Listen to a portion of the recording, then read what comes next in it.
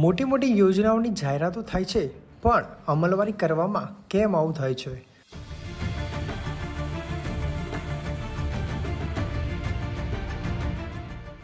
2023ની સાયકલો હજુ ધૂળ ખાધી હોય ત્યાં 2024ના તાઇફા શું કામના? રાજ્ય સરકારની સરસ્વતી યોજનાની ધૂળ ખાધી સાયકલો ઘણા સવાલો ઊભા કરે છે. પ્રવેશ ઉત્સવ 2023ની સાયકલોનો વિડીયો વાયરલ.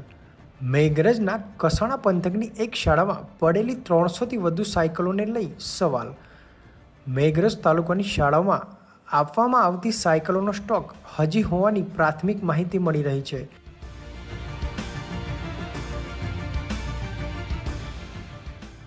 વિડીયોમાં જોઈ રહ્યા છો તે પ્રમાણે તમામ સાયકલો પર તાડપત્રી નાખેલી જોવા મળી રહી છે.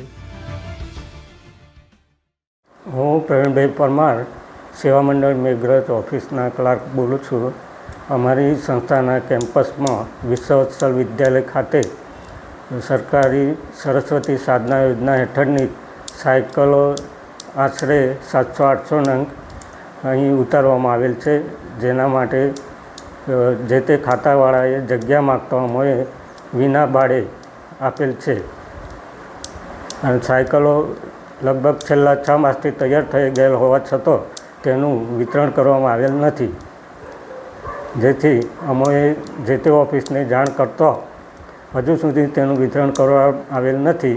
તે એક પ્રશ્ન ઉપસ્થિત થયેલ છે.